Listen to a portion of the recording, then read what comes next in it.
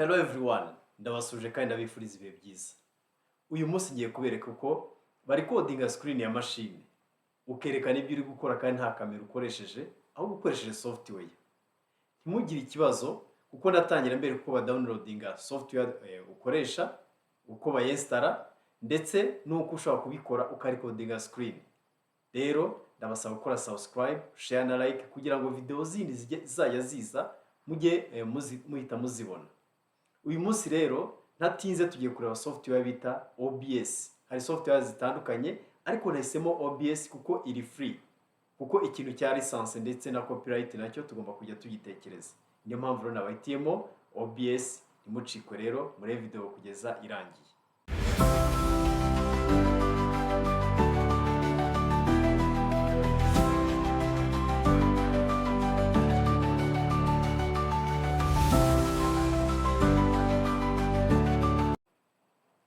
Kugira ngo ukoreshe OBS bisaba kuyidownloadinga kuko iri free. Kuyidownloadinga nta kigoye kirimo kuko ujya kuri browser yawe runaka warangiza ukandika muri Google OBS. Mona reka mfate urugero hano murabona ko hari OBS ni nklika kuri search barahita bampa Open Broadcaster Software. Iyi ni company. Iyi company ya Open Broadcaster Software niyo yakoze OBS. Ndaza hano rero handitse download. Murabona ko ndaba ngiye kudownloadinga OBS Studio for Windows, Mac or Linux. Ndaklika kuri iyi link nibarangiza bampe uburyo butatu ushobora kuyidownloadinga. Hari kudownloadinga setup ya Windows nk'iyi muri kubona hano, hari kudownloadinga setup ya Mac, hari no kudownloadinga package ya Linux nk'uko muri kubibona hano. Ninjya kuri Windows barampa download installer. Ushobora kudownloadinga setup izipinze ni uburyo bugiye butandukanye. Ni scrolling down murabibona. Ni nklika kuri Mac option naho barampa installer mu buryo zitandukanye. Ni nklika kuri Red Hat naho barampa package mu buryo butandukanye, uburyo nazi downloading. Kuko ndi gukoresha Windows nta kigoye kirimo, ndaza selection iyo option ya Windows nindangiza klike kuri download installer. Nimara guklika kuri download installer, setup rahita yi downloading. Ahangaha ni kwa ngo harimo network issue, ariko niba nta kibazo cya network ufite, setup right downloadinga. Numara ku downloading icyo uzakora no kuzainstalla nk'izindi setup kuko iri free. Hari software zitandukanye zikora ziri codinga screen, ariko hari nyinshi ziba zigurishwa. Nicyo kibazo, ariko iyi OBS iri total free. Wayikoresha nta kiguzi, nta license cyangwa key bagusaba. Numara kuinstalla rero uraza ujye kuri start wandike OBS, uhitona OBS Studio. Ahangaha OBS Studio ndayiklikaho. Iyi ni application nestaye. Nindangiza hano barampa warning aka kanya ko iri kuraninga ko already nayifunguye kugira ngo ndikodinge iyi video ndi kwigishiriza. Reka iyo umaze kwifungura rero uza kuri iyi uhita ugera kuri iyi window. Iyi window ifite ibice bitatu. Hano murabona hejuru reka mbyite bine. Hari igice cy'amameni, hakaza igice hano cya scenes, hakaza igice cya sources, hakaza na controls. Tugiye kureba buri gice gishinzwe iki. Kuri scene ni ukuvuga ngo ni nko kuvuga ngo ndashaka gukora kuri iyi topic, ndashaka kuri codinga kuri iyi topic, nicyo bigufasha. Ahangaha handitse sources niho wadingiramo media cyangwa se uburyo uzarekodingamo. Uzarekodinga ukoresheje iki? Ahangaha niho ubikorera. Kugira ngo ubyongeremo rero bwa mbere ukiinstalla biza biri free. Nge nabyongeyemo kugira ngo mbashe kurikodinga iyi video, ariko ubundi biza biri free. Hano nta kintu kirimo. Warangiza ugaklika kuri plus sign, aka kamenyetso ko guteranya. Icyo gihe haza ibitandukanye, ariko turarebamo ibintu bibiri hano. Turarebamo display capture, turebo na video capture device. Muri display capture no kugira ngo niyo option yo kugira ngo recording screen yawe. Unuguha iyi software kwadingamo ubushobozi muri software cya menu yo kugira ngo recording screen ya machine. Kuri video capture device niho hagufasha kugira ngo kamera ufite imbere yawe ibashe kugira ifata video y'isura yawe cyangwa se ukuri kuvuga, ariko display capture yo iba iri gufata screen, iba iri kuri screen ibyo ari byo.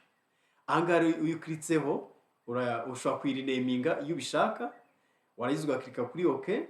Wajya no kuri display capture nayo ushobora kugira gute, ushobora guhitamo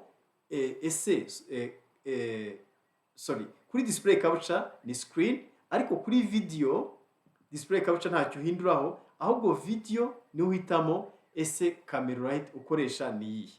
Hano iyo ukiritse kuri devices ubonamo kamera zitandukanye, integrated webcam, unakoresha webcam ya machine, harimo kamera yindi USB kamera, ni kamera nacometse kuri laptop ndi gukoresha ndi coding ino video, ariko ufitemo izindi kamera nazo wagira gute wazibona. Urabona ko ni ibintu byoroshye cyane. Ahangaha iki gice turakibonye, naho ukirika kuri OK, ubona ko hahita haza cya gice cya video kiri kuri coding isura yanjye, urabona ko kiri hano, ariko nanone ya screen nayo ngiyi. Urabona ko ninkirika kuri screen, iki screen yose urabona ko iragaragara, ariko na kamera nayiri sizes. Nishatse kamera nayongera nayo ikaba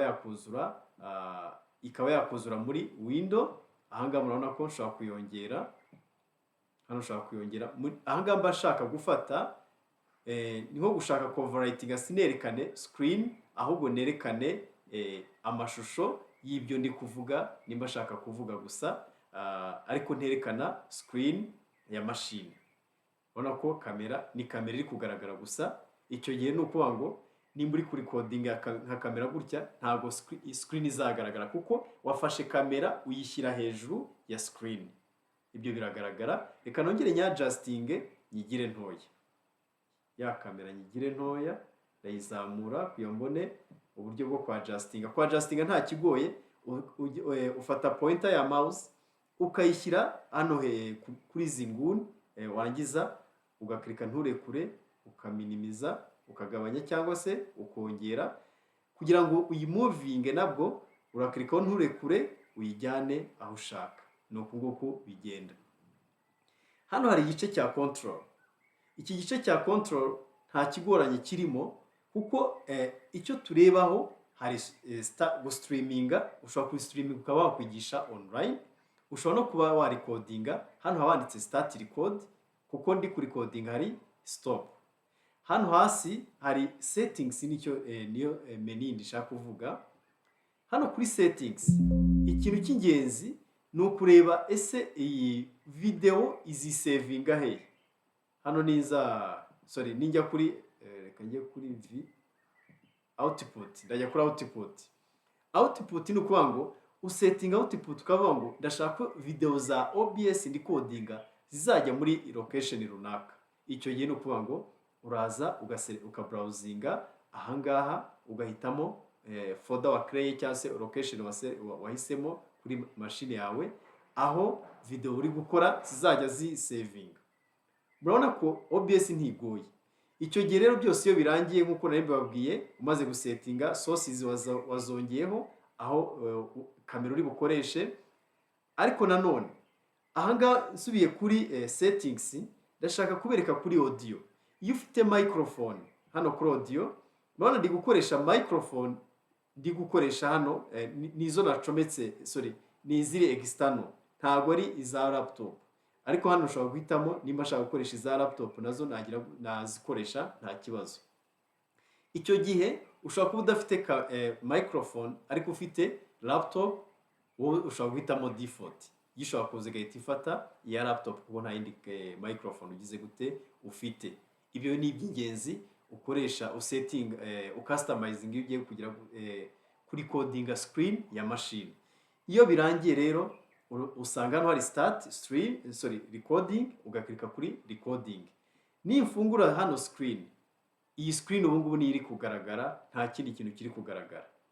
Hari kugaragara screen na kamera kerekana, gace ka kamera kerekana ishusho image cyangwa se kari gufata video y'isura yanjye ndetse n'ibyo ndi kuvuga.